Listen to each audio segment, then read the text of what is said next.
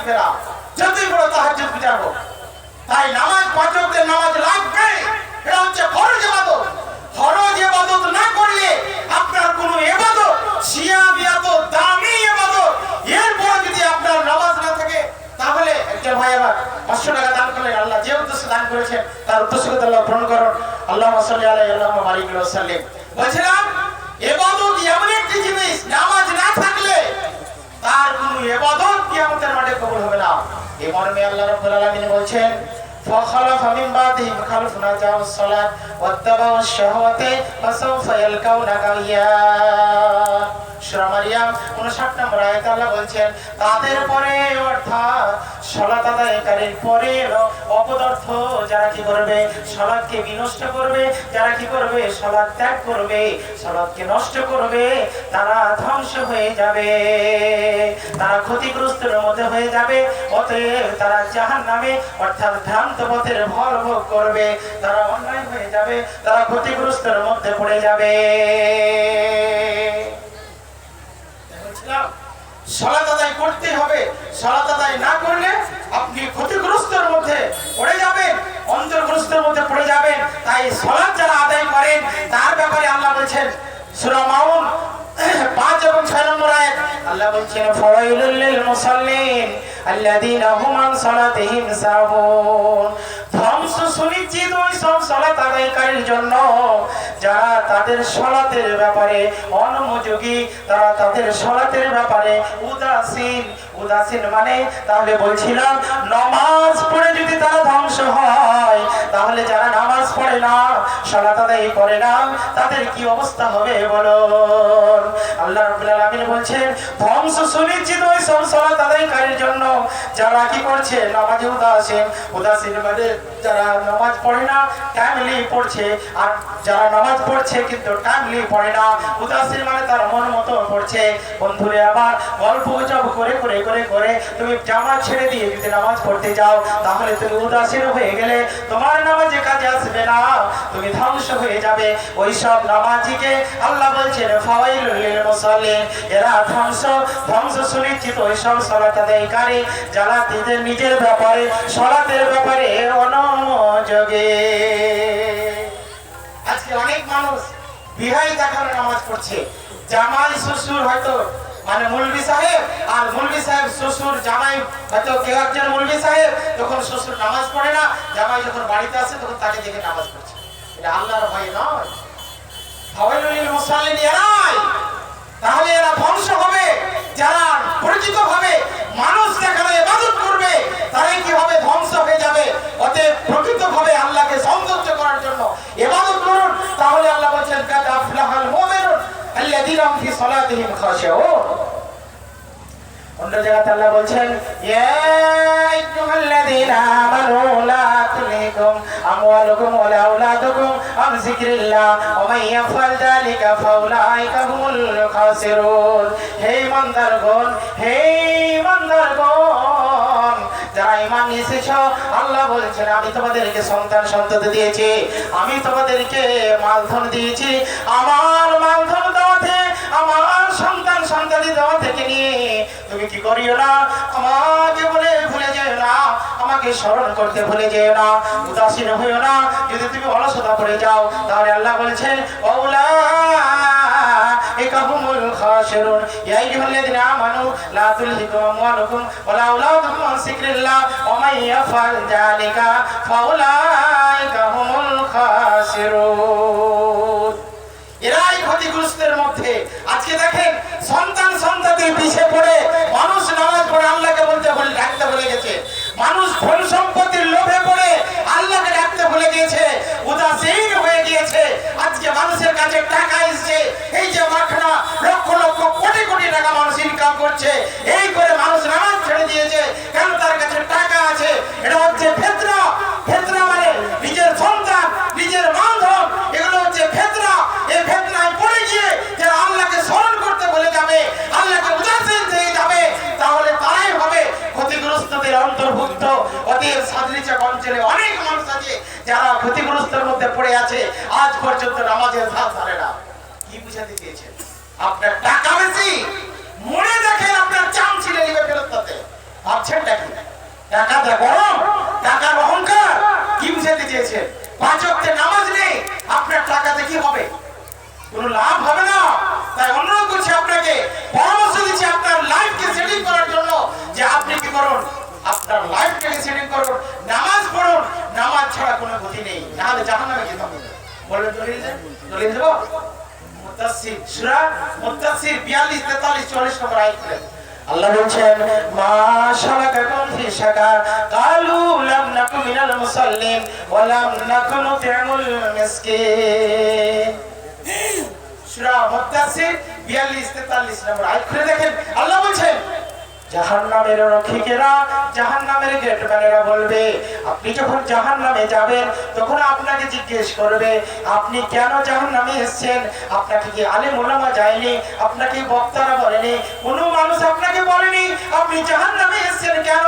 আপনাকে জাহান্নামে নিত করলে কেন? কিসে নিত করেছে? কিসে নিয়ে এসেছে? কিসে প্রবেশ করিয়েছে? তখন আপনি বলবেন, ক্বালু লাম নাকু মিনাল মুসাল্লিন, আমরা নামাজ পড়তাম না গো, আমরা নামাজ পড়তাম না, তার কারণে আমাদেরকে জাহান্নামে আসতে হয়েছে। কোন রাস্তা নেই। এটা কোরআন, আমার পকেটের কথা নয়, আমার বাপের কথা নয়, নবীর কথা নয়, এটা হচ্ছে কোরআন। কোরআন সূরা মুদাসসির আল্লাহ বলছেন, মা সালাকাকুম ফি সাকার ক্বালু লাম নাকু মিনাল মুসাল্লিন, আমরা নামাজ পড়তাম না, আর কি করতাম না, ওয়ালাম নুতিমুল মিসকিন, আমরা ফকির মিসকিনকে আহার দিতাম না। দুটো পাশাপাশি, কি? একটা হলো আল্লাহর হক, নামাজ পড়িনি তার কারণে জাহান্নামে এসেছি, আর দ্বিতীয়টা হলো বান্দার হক, তার মানে ফকির মিসকিনকে খেতে দিবে। আজকে কোটি কোটি টাকা মানুষ ইনকাম করছে, লক্ষ লক্ষ টাকা মানুষ ইনকাম করছে, ধন দৌলতে তার ভরপুর হয়ে আছে, বাড়িতে এসি চলছে, বাড়িতে ফ্রিজ চলছে, বাড়িতে খাবারের অভাব নেই, কিন্তু তার পার্শ্ববর্তী, তার পড়োশি, তার প্রতিবেশী অনাহারে আছে, একবার খোঁজ নিয়ে দেখে না যে সেই মানুষটা অসহায় হয়ে আছে, সেই মানুষটা চলতে পারে না, সেই মানুষটা ইনকাম করতে পারে না। তুমি বেটা এসি রুমে ঘুমাচ্ছ, কিন্তু তোমার পাশে ওই ফকিরটা ঘুমাচ্ছে, থরথর করে, এই শীতের দিনে থরথর করে কাঁপছে, তার দিকে তোমার নজর পড়ে না। তুমি তাহাজ্জুদ পড়ে আল্লাহকে কি বুঝাতে চেয়েছো? তুমি তাহাজ্জুদ পড়ে আল্লাহকে কি ভুলাতে চেয়েছো? বন্ধুরে, আল্লাহ বলছেন, যারা অভাবীকে খেতে দেবে না, ফকির মিসকিনকে আহার দেবে না, তারাকে জাহান্নামে যেতে হবে। রাস্তা নেই, রাস্তা নেই, রাস্তা নেই। বলুন, আজকে সাদরিচক অঞ্চলের মাটির কথা বলছি, যারা বিশেষ করে ধনাঢ্য ব্যক্তি, যাদেরকে আল্লাহ ধন দৌলত বেশি করে দিয়েছে, তাদের বাড়ি থেকে ফকির ভিক্ষা পায় না, হাজারো প্রমাণ দিতে পারবো। কি ভাবছি? আমি প্রত্যেকটা সবাই ধনীকে বলছি সেটা কথা নয়, হাজারো এরকম বাড়ি আছে যেই বাড়িতে ফকির ভিক্ষা পায় না, সেই বাড়িতে ফকিরকে জিজ্ঞেস করে থাকেন যে সেই ধনাঢ্য ব্যক্তির বাড়িতে কতটা তোমাকে চাঁদা দিল, কতটা তোমাকে দান করলো, সে বলছে না না না, আমাকে দান করেনি, আর যদি দান করেছে তার ছিঁড়া ফাটা কাপড়টা দিতে আসছিল, আমি নিনি। অনেক ফকিরকে জিজ্ঞেস করে দেখেছি, ওই বাড়িটাতে কতটা দাম দিল গো, বলছে তার বাড়িতে তালা লাগাছে গো, তার বাড়িতে কেউ আওয়াজই এলো না গো, তার মানে সে বেল চিনে না, তো বেল না বাজালে ফকির কি করে ভিক্ষা পাবে, আর সে বাড়িতে কি করে ঢুকবে? কেন তার কোট পোড়া করে কপাট লাগা আছে, তার বেল দিবে তেলে, তো কিন্তু সে এসি রুমে বাস করছে, তো তাকে আল্লাহ ধন দৌলত দিয়েছে। আপনি সাবধান, যদি আপনি মানুষকে যদি ধিক্কার করেন, গরিবকে যদি আপনি না দেখেন, আপনি যদি টোলা পড়োশকে যদি না দেখেন, তাহলে আপনি জেনে নিন নিশ্চিত যে আপনাকে জাহান্নামে যেতে হবে, কোনো রাস্তা নেই। কেন? আপনি অন্যায় করছেন, মানে ফকির মিসকিনকে খেতে দেন না, তার কারণে আল্লাহ বলছেন, ওয়ালাম নাকুল মিসকিন ওয়ালাম নাকুল মিসকিন, যারা ফকির মিসকিনকে খেতে দেবে না, তাদের এই অবস্থা হবে, তারা জাহান্নামে যাবে। তাহলে বলুন, নামাজ না পড়লে কোনো গতি নেই, নামাজ পড়তেই হবে। জাহান্নাম থেকে বাঁচলে নামাজ পড়তে হবে, দান ধ্যান করতে হবে। তাই অনুরোধ করবো, এই সাদরিচক লালমাটির জামে মসজিদের উন্নতি করবে, সম্ভবত আমাদেরকে দোতলা বানাতে হবে। তার কারণে একটা জালসার আয়োজন করেছি, এই জালসা উপলক্ষে করেছি এই জন্য যে আমাদেরকে দোতলা বানাতে হবে। তাই আমি অনুরোধ করবো প্রত্যেকটা ব্যক্তিকে যেন আমরা দান ধ্যান করি, যাকে যেরকম আল্লাহ রাব্বুল আলামিন সামর্থ্য দিয়েছে সে অনুপাতে যেন আমরা দান করি। আল্লাহ রাব্বুল আলামিন আমাদের সকলকে দান করার তৌফিক দান করুন আল্লাহুম্মা আমিন। বলতে চাইছিলাম যারা নামাজ পড়ি না তারা কেমন, বক্তা চলে এসেছে, 2-3 মিনিট সময় চেয়ে নিচ্ছি। আল্লাহ রাসূল বললেন আল হাদুল্লাযী বাইনানা ওয়া বাইনাহুমুস সালাত ফামান তারাকাহা ফাকাদ কাফারা। যে ব্যক্তি, আল্লাহ রাসূল বললেন আমাদের এবং তাদের মধ্যে চুক্তি হলো, মুনাফিকদের মধ্যে ওয়াদা হলো, যারা সালাত ছেড়ে দেয় তারা হলো মুনাফিক, তারা হলো কাফের, তারা মুশরিক হয়ে গেল, তারা কাফের হয়ে গেল। অতএব আমরা নামাজ যদি না পড়ি তাহলে আমরা কাফের হয়ে গেলাম। অনুরোধ করছি বন্ধুরে, নামাজ পড়ুন, নামাজ ছাড়া কোনো গতি নেই। নামাজ না পড়লে আল্লাহ রাসূলের এমন হাদিস আছে, কঠোর রাসূলের ফতোয়া আছে, আল্লাহ রাসূল ওলামাদের ফতোয়া আছে, যারা নামাজ পড়ে না বেনামাজিকে মুসলিমের কবরস্থানে দাফন করা যাবে না, বেনামাজি ইমাম জানাজা পড়বে না, বেনামাজি ইমাম জানাজা পড়বে না। কারণ হলো এই নামাজিকে আরো গ্রামের লোককে শিক্ষা দেওয়ার জন্য এটা করতে বলেছে। ওলামাদের ফতোয়া রয়েছে সাধারণ লোক নামাজ পড়ে নেবে, কিন্তু ইমাম যদি নামাজ না পড়ে তাহলে কোনো যায় আসে না, কারণ সে বেনামাজি। তাছাড়া একজন মুসলিম মরেছে, একজন বেনামাজি, তাকে গিয়ে কেন মাটি দিবে? কারণ তার নামাজ নেই, তার মানে তার কোনো ইবাদত নেই। তাহলে জানাজার নামাজ পড়ে তোমার কোনো নেকি হবে এটা আমি আশা করি না। তুমি যে নেকি পাবে এটা কোনো নেকি পাবে না। তুমি যদি ফরজ নামাজ আদায় করে থাকো তাহলে তার জানাজায় পড়তে গিয়ে তুমি সেই নামাজের নেকিটা পেয়ে যাবে। আর যদি ফরজ নামাজ আদায় না করো তাহলে কোনো ব্যক্তির নেক জানাজায় অংশগ্রহণ করে তুমি নেকি পাবে না, পাবে না। কি ভাবছেন? ও দুওয়াহুদ পড়ার সময় নেকি মানে বিশাল নেকি। জোহরের নামাজ রে দুটো সময় জানাজা, আর জানাজাতে ভিড় দেখেন, হ্যাঁ মুলবিরা দোয়া উঠিয়ে দিয়ে জানাজাতে ভিড় করছে মানুষ। ওটা মুলবিরা দোয়া উঠাচ্ছে, জানাজা মানে তো দোয়া। হ্যাঁ আরবির আলেম জানে না আর বলছে মুলবিরা দোয়া উঠিয়ে দিলে কে বলেছে এটা কথা? বক্তা আছে জিজ্ঞেস করবেন বাইরের আলেমকে, জানাজার এ টু জেড দোয়া। তাহলে দোয়া তো মানেই বুঝি না আমরা, আর বলছে মুলবিরা দোয়া উঠিয়ে দিলে।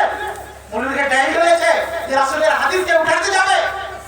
ছি ছি ছি, মানুষ না বুঝে কত যে মন্তব্য করছে। এই মন্তব্য করা থেকে ফিরে থাকে না হলে কি হয়ে যাবে? বলছিলাম নামাজ পড়ুন, নামাজ না পড়লে কোনো গতি নেই।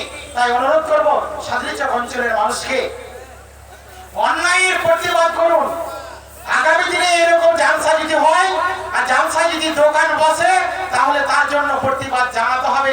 প্রত্যেকটা ব্যক্তির এটা দায়িত্ব, শুধু আইনের বাড়ি ঠেলে গেছে এটা কথা নয়, প্রত্যেকটা ব্যক্তিরই দায়িত্ব রয়েছে। অতএব জালসাগুলো থেকে দোকান বন্ধ করুন। মসজিদ মাদ্রাসার কমিটিকে কেন্দ্র করে বলছি যে আপনারা এরকম জালসাগুলোকে যদি আপনি ইনকাম করতে চান, বছরে 4 লাখ করে মানুষের কাছে ইনকাম করুন। এরকম বনভোজ করে জালসা করে মসজিদের পাঁচ পেজার উন্নত হবে না। তাই অনুরোধ করছি যে দোয়া করছি তাদের জন্য, আল্লাহ তাদেরকে ইসলামটাকে বুঝার আল্লাহ তুমি তৌফিক দান করুন আল্লাহুম্মা আমিন। এবং এই ধরনের অন্যায়ের প্রতিবাদ করার তুমি কিয়ামত পর্যন্ত আল্লাহ তুমি সময় দাও আল্লাহুম্মা আমিন।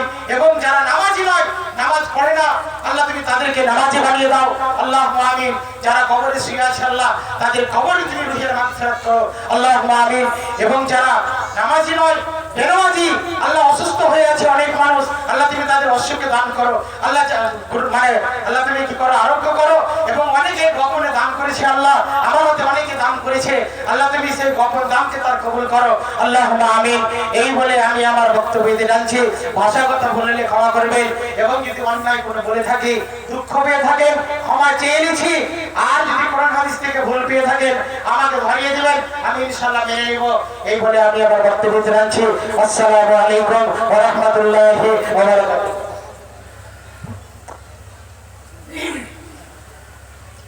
মাশাআল্লাহ,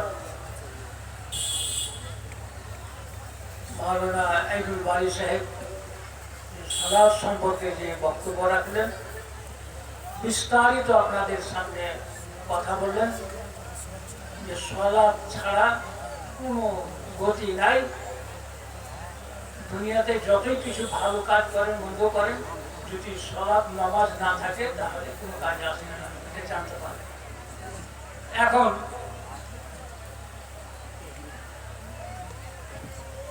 এখন আপনাদের সামনে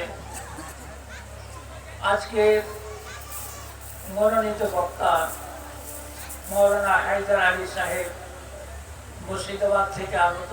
ওনার আজকের বিষয়বস্তু হচ্ছে দিনী শিক্ষার প্রয়োজনীয়তা ও তার রূপরেখা।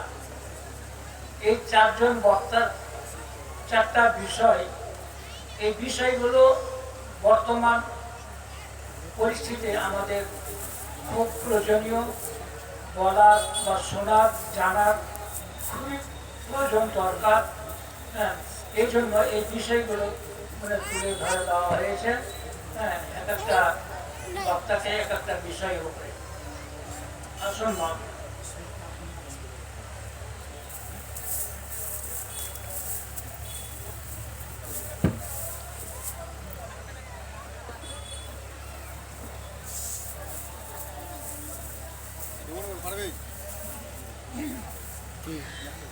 হবে না, টেবিল হাতে দেবে।